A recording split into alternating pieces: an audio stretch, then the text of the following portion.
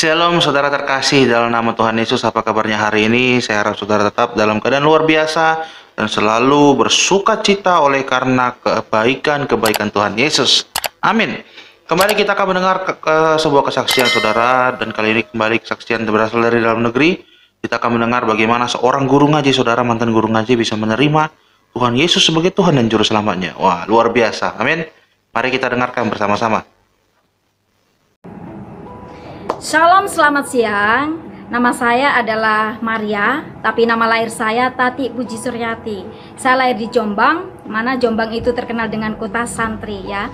Ayah saya orang Jawa, ibu saya orang Madura. Nah, saya ini seorang guru ngaji saudara. Suatu hari ayah saya itu masuk Kristen. Dia mendoakan saya pas malam hari ya. Itu saya dengar sekali nama saya disebut. Saya marah saudara. Terus saya katakan pada ayah, aku nggak akan mau mengikut seperti engkau ayah. Aku nggak akan mau ikut Kristen. Saya katakan begitu saudara. Akhirnya apa? Saya ingin mengislamkan ayah saya kembali. Akhirnya saya berniat sholat tahajud untuk mengislamkan ayah. Karena memang saya nggak suka dengan orang Kristen ya. Saya berpikiran orang Kristen itu menyembah manusia. Manusia bercawat kok disembah. Itu pikiran saya dulu. Ya saudara, begitu jahatnya saya.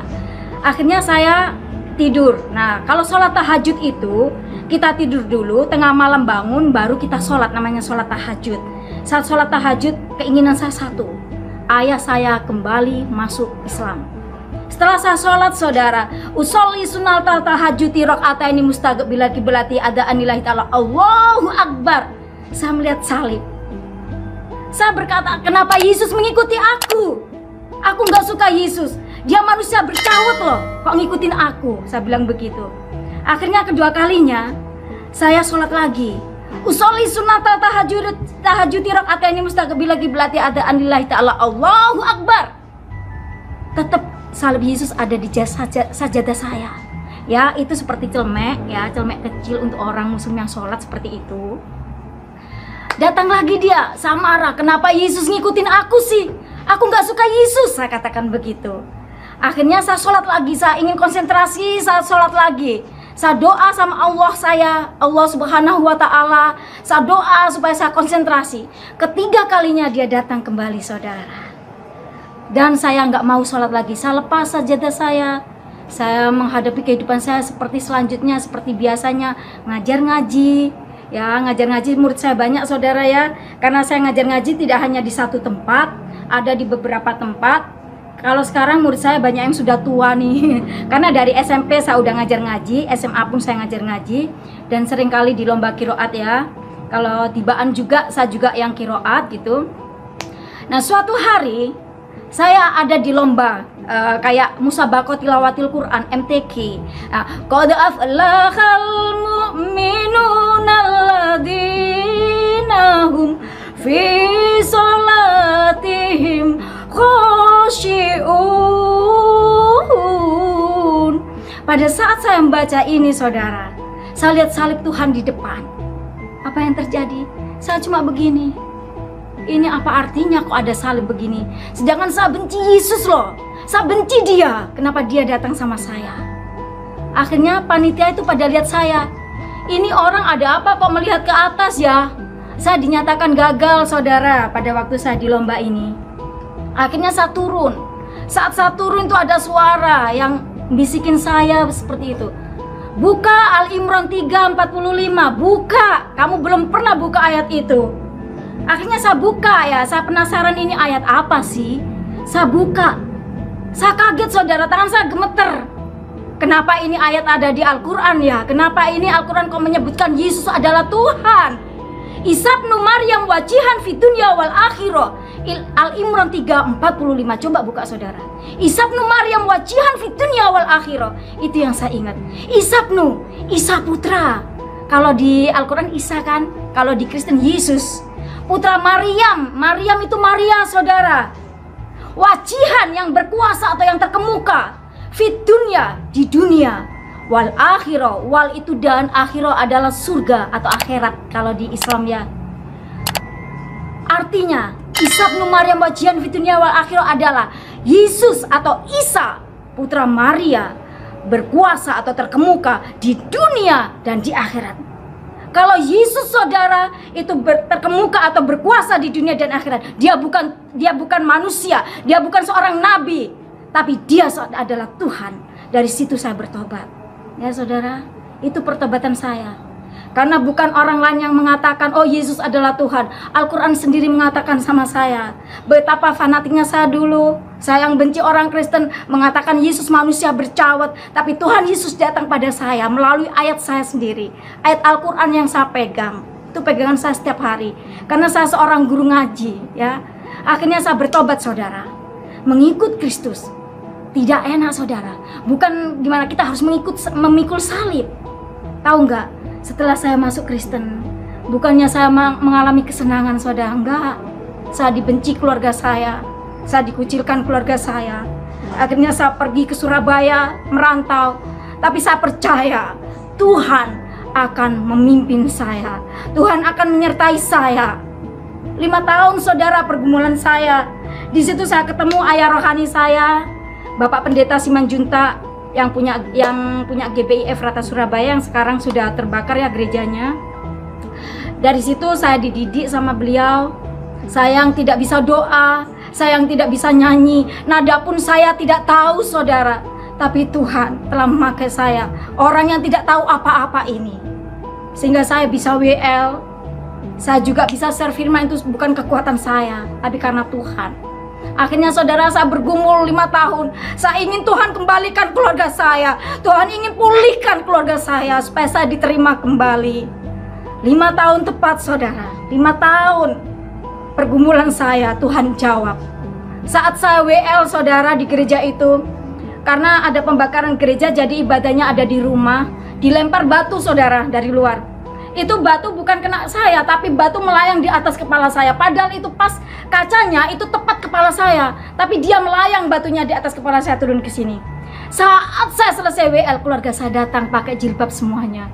Dia katakan, Maria pulanglah, engkau tetap anakku. Betapa luar biasanya Tuhan. Kalau kita mengikut Tuhan, memang awalnya kita mengalami seperti dikucilkan, kita mengalami kesesakan. Tapi ingat saudara, Tuhan tidak pernah meninggalkan kita. Tuhan menyertai kita dimanapun kita berada. Bagaimana saya dikucilkan, keluarga tidak diakui. Saya sebagai anak terakhir sakit saudara. Karena apa? Harapan ibu saya sebagai seorang guru ngaji, tapi kenapa bisa masuk Kristen? Tapi saya sebagai orang yang mantan muslim bersyukur. Karena apa? Tuhan sangat baik sama saya. Kalau bukan karena Tuhan, saya tidak seperti ini. Saya seperti ini karena Tuhan telah menyelamatkan saya. Kalau saudara yang punya pengalaman seperti saya, kalau saudara masih muslim-muslim seperti saya, coba saudara buka ayat Al-Imran 3:45. Temukan artinya. Apa itu artinya? Saudara akan bertobat seperti saya. Karena kehidupan kita bukan insya Allah, bukan hanya setengah-setengah. Kalau insya Allah kita masih mengatakan, kamu mau masuk surga enggak sih? Kalau dalam muslim insya Allah, ya insya Allah itu antara masuk dan antara tidak saudara. Tetapi dalam Kristen, kalau kita mau masuk surga, kita buka Yohanes 14 ayat 6. Jalan masuk surga itu saudara, akulah jalan kebenaran dan kehidupan. Tidak ada seorang pun yang datang kepada Bapa kalau tidak melalui aku. Itu ayat emas saya saat saya bertobat. Saudara tahu nggak? Setelah saya dibaptis, apa yang terjadi dalam kehidupan saya? Saya punya rambut ini panjang sampai ke lantai karena nggak pernah dipotong ya. Karena saya pakai jilbab. Sebenarnya jam 3 sore itu waktunya saya ngajar ngaji saudara. Tapi saya nggak ngajar. Ibu saya udah menunggu depan pintu. Kamu dari mana? Saya bilang saya baptis. Itu waktu saya masih setelah baptis ya. Saya ditarik rambut ini, masuk kamar mandi. Masuk kamar mandi Maria, sekarang masuk kamar mandi. Saya masuk, kenapa? Saya dibaptis sama ibu saya. Diginikan 10 kali. Saya seperti ini saudara. Setelah saya udah nggak bisa bernafas, suruh turun. Setelah saya turun, kamu tetap masuk Kristen apa? Kembali ke Islam. Saya tetap bilang, saya ingin ikut Yesus ibu, karena Yesus telah datang sama saya dan menunjukkan saya jalan mana yang benar. Itu saudara kesaksian saya. Biarlah kesaksian saya ini bisa menguatkan saudara-saudara yang ada di sana. Kalaupun kita mengalami suatu pencobaan atau ujian yang berat sekalipun, jangan saudara takut, karena Tuhan menyertai kita. Apalagi masa pandemi seperti ini, mungkin iman kita goyah, mungkin saat ini banyak orang muslim yang masih ragu untuk mengikut Kristus. Biarlah kita buka ayat Al-Quran kita, dan kita baca di sana Al-Imran 3:45, coba dibaca. Maka saudara akan bertobat seperti saya. Terima kasih.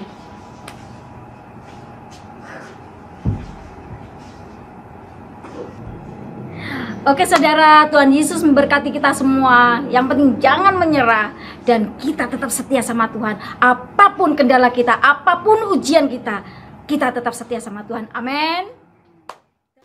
Amin, saudara. Luar biasa. Bagaimana yang awalnya dari ayahnya dulu yang masuk Kristen, kemudian ayahnya ini, bapaknya ini mendoakan anaknya. Yang awalnya ibu ini sebagai anak yang menolak, ya, aku nggak akan pernah masuk Kristen. Namun saat ia ingin mencoba menarik ayahnya ke Islam, Tuhan muncul, Tuhan menyatakan dirinya, dan dari situlah awal mula, saudara, bagaimana ibu ini bisa menerima Tuhan Yesus, saudara.